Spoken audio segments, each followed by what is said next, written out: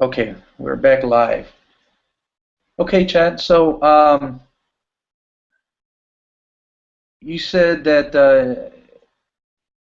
on a scale of 1 to 10, 10 being the absolute most important, and 1 being not important at all, that you're at a 10 for wanting Right. to change. Now, um, on that same scale, on a scale of 1 to 10, how confident are you that you can actually take these steps and change some of that behavior?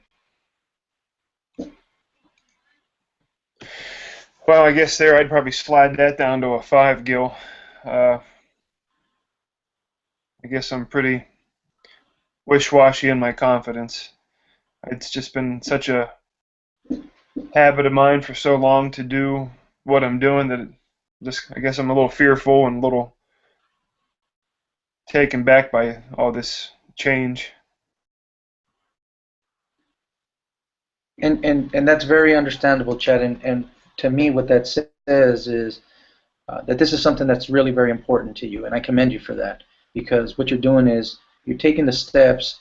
Uh, that's my impression that you're taking the steps necessary to hold on to what you value most, your wife, to repair things at work, and it's understandable to be a little taken back. But maybe if we identify some of the barriers or some of the challenges that you might face, we might be able to bump that confidence up a little bit. So, you know, if you would, why don't you share with me what some of those challenges might be? Well, it's just such a habit to go down to the corner bar to have a cocktail or beers with my buddies after work. So it's just seems like 5 days a week I'm down at the bar. So I guess I'm a creature of habit. Okay, it's you foresee some challenges or some obstacles changing your daily routine to some of the new behavior that you've decided that needs to happen. Right. So, what are some of the steps that you think you can do to kind of alleviate that? Have you given that any thought?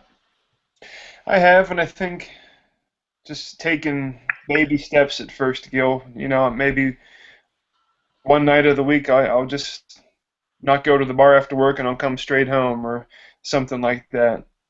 Or maybe even if I just do go hang out with my buddies and blow off some steam, I can just have a Coca-Cola instead of having a beer.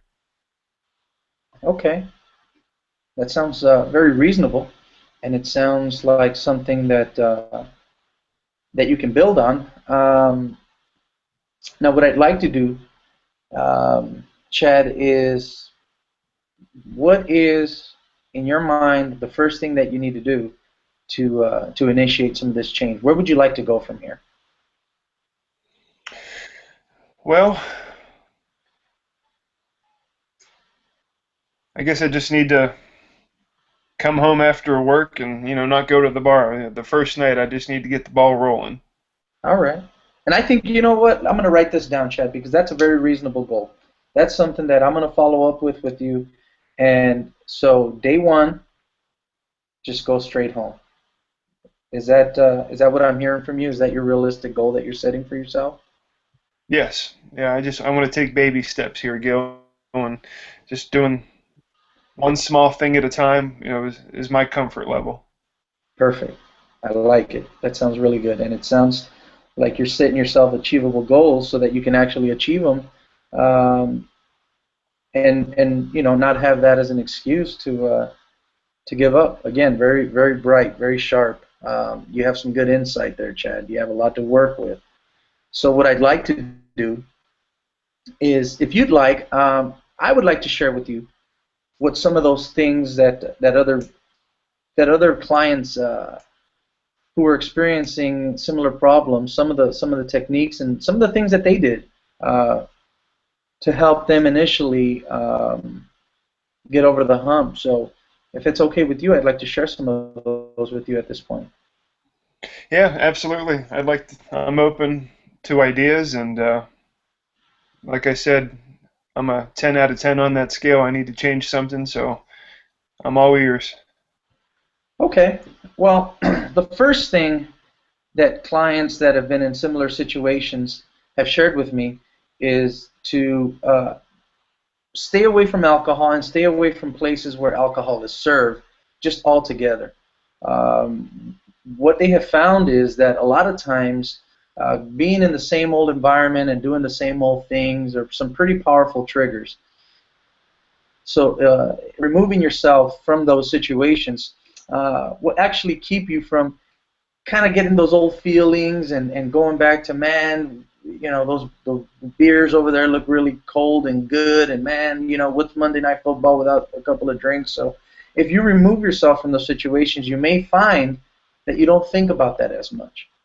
Another thing that some clients have shared that has worked for them is peer support groups. Now, I don't know if you've heard of anything around your area, but some of the things uh, that are held are AA meetings, for example, where 12-step facilitated groups, people who have challenges get together, they discuss their challenges, they discuss some of their problems, and they work with each other to support each other because it's a support network that they feel that they need. Lastly, Chad, because we are just taking baby steps here, is to continue to follow up with me. Now, I know that you said that your wife pushed you to come here with me today, but I really want to thank you for coming. I appreciate your time. And coming here and following up with me and doing some more brainstorming and identifying some of the things that you may not otherwise identify is some things that clients have found helpful in supporting their change. Now, are those some of the things that you feel you might be either interested and capable of doing, or is it something that you feel may not be for you?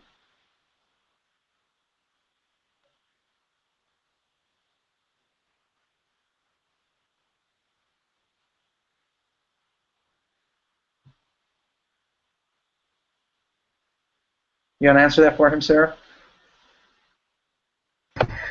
That is absolutely possible. I will start tomorrow.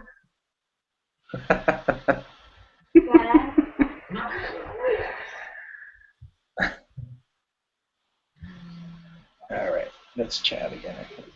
Hello? Hello? Yeah. Lost you again, bud?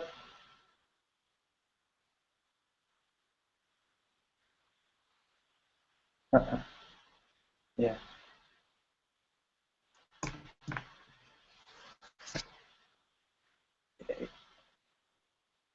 Yeah, I have a MacBook.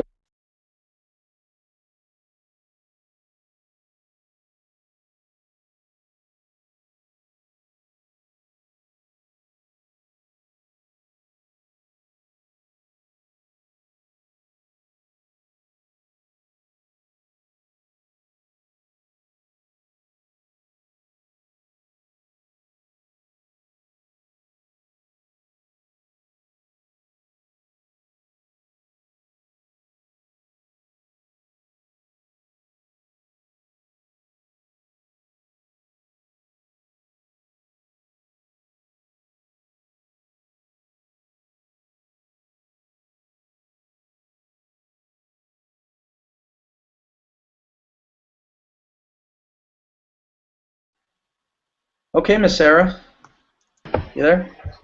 Yep, I'm here. Okay, so you're now Chad. Um, so are those some of the things that you might be interested in doing, and is that something that you feel comfortable and capable of participating in?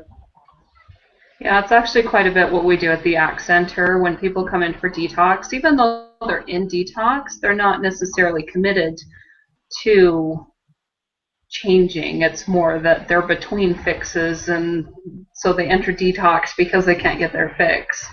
And so we work on getting them to get into that change mindset so they'll enter treatment instead of just going out and using as soon as they can get a fix again. Well, so you stepping in, so Sarah, right now you're Chad. I just want to finish my session.